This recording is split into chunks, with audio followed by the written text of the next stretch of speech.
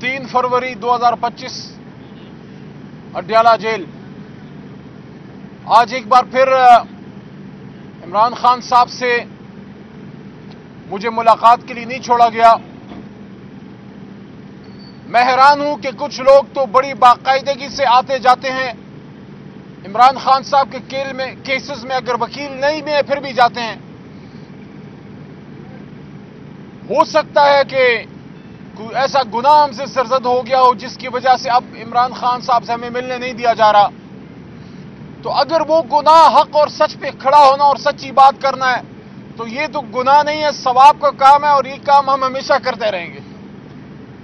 चाहे आप इमरान खान साहब से मुझे मिलने दें या ना दें, अडयाला जेल तक आने से तो आप नहीं रोक सकते। वो मैं आता रहूंगा और इंशाल्लाह जल्द खान साहब से मुलाकात भी हो जाएगी। अहम डेट आ रही है 8 फरवरी और इमरान खान साहब के हवाले से ये कह दूं कि खान साहब को 8 फरवरी की इस तारीख की अहमियत की बड़ी फिक्र है कि ये वो दिन है जिस दिन पिछले साल कौम का मैंडेट चुराया गया। जुल्म अजीम है। लोग ये समझते हैं जैसे कि खुदा न खास्ता ये इमरान खान की कोई अपनी जाती सियासी लड़ाई है। मैं उन लोगों को ये कहना चाहता हूं कि ये इमरान खान की जाती लड़ाई नहीं, ये पाकिस्तानी कौम के हक पे डाका डाला गया। या तो अब मुल्क को अमीरियत के हवाले कर दें पूरा का पूरा। वैसे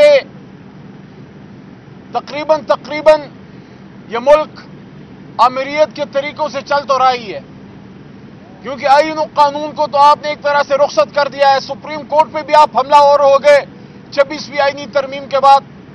पीका एक्ट के बाद आप सहाफत और सहाफी बरादरी पे भी हमलावर हो गए। अब आप हाई कोर्ट के पीछे पड़े हुए हैं, हाई कोर्ट इस्लामाबाद के पीछे पड़े हुए हैं। हमारा कोई फेवरेट जज नहीं है, ना हमारी कोई फेवरेट अदालत है। हम आईन और कानून के साथ खड़े हैं और हम सीनियरिटी प्रिंसिपल के साथ खड़े हैं। तहरीक इंसाफ समझती है कि जो भी सीनियर काबिल जज है उसको चीफ जस्टिस होना चाहिए, चाहे वो कोई भी अदालत हो। बाहर से जजेस लाकर सीनियरिटी को डिस्टर्ब करना बतौर वकील, मैं भी ये समझता हूं और जितनी हमारी लॉयर फ्रेटर्निटी है, जिसका जमीर जिंदा है वो अपनी अदालतों के साथ खड़ा है। बाकी जमीर फरोश हर दौर में है, ये कोई नया दौर तो नहीं है। हर दौर में जमीर फरोश निकल आते हैं, काले कोट में भी निकल आते हैं और हर जगह से निकल आते हैं। लेकिन जो काले कोट की अहमियत से वाकिफ है, जो वकीला अपने काले कोट पे फख्र करते हैं और इस बात पे भी फख्र करते हैं कि पाकिस्तान को काले कोट वाले ने बनाया था, वो सब इस वक्त अपनी जुडिशरी के साथ, आईन और कानून की हुक्मरानी के साथ, रूल ऑफ लॉ के साथ खड़े हैं। और इमरान खान साहब की जदोजहद ही रूल ऑफ लॉ की है। इसलिए 8 फरवरी को पूरे पाकिस्तान में निकलना है। सवाबी में जलसा रखा है खान साहब ने। बाकी जहां जो लोग जिन्हें जलसे में नहीं आना, साउथ पंजाब में या सिंध में, जिधर भी आप हैं, अगर आपके हल्के में डाका पड़ा है, आपका हक है, आपका फर्ज है कि आप एक पुरअमन तरीके से अपने प्रेस क्लब्स में जाके, चाहे कराची में है, हैदराबाद में है, जहां भी हैं, बलोचिस्तान में है, अगर आप समझते हैं कि आपका मैंडेट चुराया गया है तो फिर आपने खामोश नहीं बैठना, आपने भी पुरअमन तौर पर एहतजाज करना, ये आपका आईनी कानूनी हक है। दूसरी बात, ये जो इमरान खान साहब को आपने अंदर रखा हुआ है, ये जो आप जुल्म कर रहे हैं, आप क्या समझते हैं आपसे जवाब नहीं लिया जाएगा? आप क्या समझते हैं कि क्या इमरान खान अकेला है? अपने मुल्क में तो आपने जुल्म के पहाड़ तोड़े हैं, लेकिन आपने देखा नहीं है पूरी दुनिया में किस तरह पाकिस्तानी निकल रहे हैं, किस तरह वो इजहार यकजहती कर रहे हैं हमारी इस तहरीक के साथ। इंशाल्लाह हम पुरुम्मीद हैं, इंशाल्लाह हम पुरुम्मीद हैं कि इमरान खान साहब वापस निकलेंगे। हमारे वर्कर्स के साथ जो ज्यादती हुई है उसका मुदावा होगा। जो 26 नवंबर की रात हुआ इस्लामाबाद में, उस पर जुडिशल कमीशन अगर हम मांगते हैं तो ये तो जिम्मेदारी हमसे ज्यादा मियां शहबाज शरीफ साहब की बनती है। आप एक सियासी आदमी हैं, एक सियासतदान सियासी मैदान में मुकाबला करता है, लेकिन वो कभी भी नहीं चाहता कि उसके हाथों पे मुखालफों का खून हो। तो अगर आपका इसमें हाथ नहीं है शहबाज शरीफ साहब, تو پارلیمنٹ کے فلور پہ بھی میں کہتا ہوں، پارلیمنٹ کے باہر بھی میں نے بارہا کہا، میڈیا پہ بھی کہا، اور آج اڈیالہ جیل کے باہر بھی کہہ رہا ہوں کہ ہم نہیں، عمران خان نہیں، تحریک انصاف نہیں، شہباز شریف صاحب آپ کو یہ فیصلہ کرنا ہوگا، آپ کو کرنا چاہیے کہ اگر آپ بے گناہ ہیں اور آپ کا ہاتھ 26 نومبر کی رات جو لوگ شہید ہوئے ان کے خون سے رنگین نہیں ہے، تو پھر آپ کو خود جوڈیشل کمیشن بنانا چاہیے، آپ کو خود یہ کہنا چاہیے کہ جس بھی فورم سے آپ نے تحقیقات کرانی ہے، میں بطور وزیر اعظم پاکستان اس کا اعلان کرتا ہوں، کیونکہ میں سیاسی آدمی ہوں، میں لوگوں کو مارتا مورتا نہیں ہوں۔ لیکن اگر آپ جوڈیشل کمیشن سے بھاگیں گے، آپ تحقیقات سے بھاگیں گے، تو پھر قوم یہ سوچنے پہ مجبور ہو جائے گی کہ یہ جو 26 نومبر کی رات ہوا اس میں پھر آپ کا ہی ہاتھ تھا۔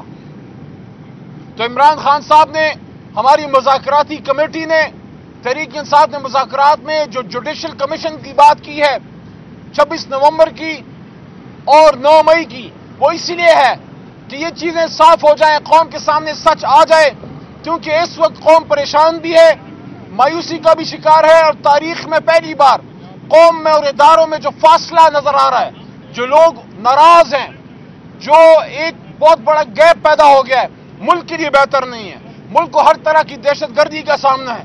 یہ جو ابھی 2 دن پہلے بلوچستان میں ہوا، جو ہمارے جوان شہید ہوئے، ہمارا دل سب کا اس پہ دکھی ہے۔